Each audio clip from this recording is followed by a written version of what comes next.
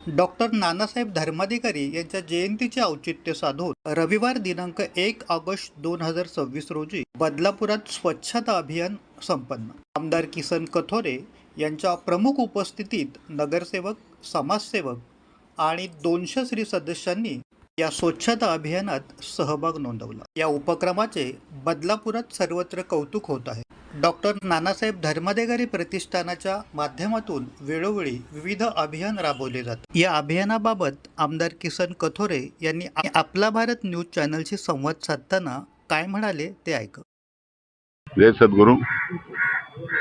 या खऱ्या दिवसाचं औचित्य साधून संपूर्ण महाराष्ट्रभर, महाराष्ट्राच्या बाहेर सुद्धा हा स्वच्छतेचा कार्यक्रम नानासाहेब धर्माधिकारी प्रतिष्ठानच्या वतीने नेहमीच राबवला जातोय। खरं म्हणजे मानसिकता बदलण्याची जी गरज आहे ती खऱ्या अर्थाने या प्रतिष्ठानच्या माध्यमातून सर्व स्त्री सदस्य एक तन मन धन या सगळ्या गोष्टीचा वापर करून शहरं गावं स्वच्छ करण्याचा एक चांगला पायंडा आज आपल्या इकडे तयार झालेला आहे। आणि निश्चितपणे सगळ्याच यंत्रणा त्याच्यामधून मनापासून सगळेजण उतरतात आणि सगळेच रस्ते असतील, सर्व घाण असतील, ती स्वतः उतरून त्याच्यामध्ये काम करतात। ही संस्कृती खऱ्या अर्थाने तुम्हा आम्हाला गरजेची आहे। आताची परिस्थिती बदलत चाललेली आहे। घरातला कचरा आपण रस्त्यावर टाकतो, त्याला हे कळत नाही त्या रस्त्यावर टाकलेला कचरा सुद्धा आपल्याला त्रासदायक असतो। ही मानसिकता बदलण्यासाठी खरं म्हणजे नानासाहेब धर्माधिकारी प्रतिष्ठान हे निश्चित आदर्श आहे।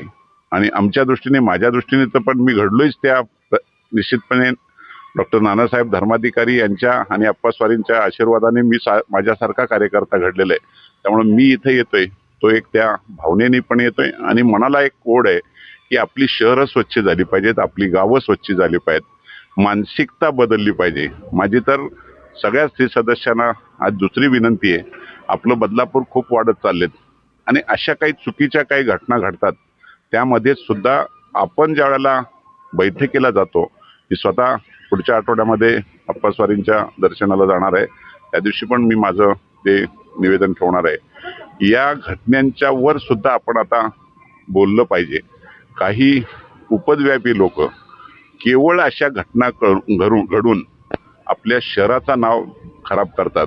तर तो आदर्श खरा म्हणजे डॉक्टर नानासाहेब धर्माधिकारी यांच्या माध्यमातून जे प्रतिष्ठान काम करते तो आदर्श घेऊन सगळ्यांनी काम करावं अशी मी तुम्हा सगळ्यांना मनापासून शुभेच्छा देतो, मनापासून त्यांना नतमस्तक होतो।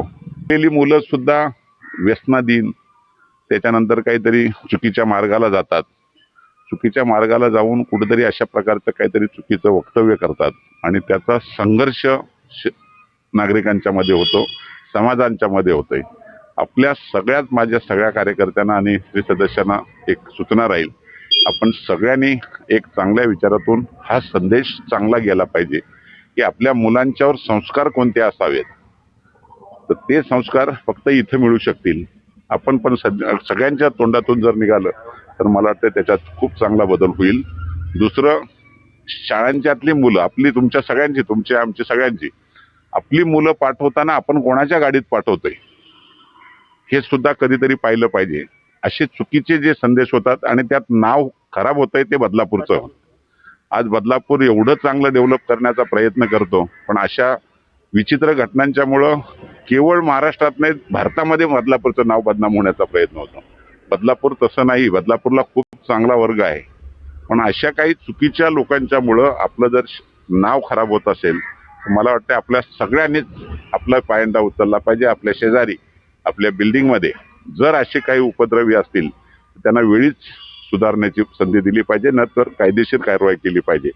निश्चित आपण आपल्या शहराचा, आपल्या सगळ्यांचंच, आपल्या मुलांचं आपण भविष्य घडवतोय आणि त्याला आपण सगळ्यांनी आजच्या दिवसाला सगळ्यांनीच आपण एक विचार करूया आणि बदलापूरला एक चांगला संदेश देऊ की आमचं शहर हे शांततेच्या मार्गाने जाणार आहे। आम्हाला अशा अभद्र घटना घडणं हे आमच्या दृष्टीने वाईट आहे आणि तेच खऱ्या अर्थाने डॉक्टर नानासाहेब धर्माधिकारी प्रतिष्ठानला आणि त्या बैठकीच्या माध्यमातून चांगला संदेश आहे, तोच आपण राबवायला सगळ्यांना सांगावं। जय सद्गुरू. अल्पावधीतच लोकप्रिय झालेला भारताचा बुलंद आवाज आपला Bharat channel subscribe, share, like आणि कमेंट्स करायला विसरू नका.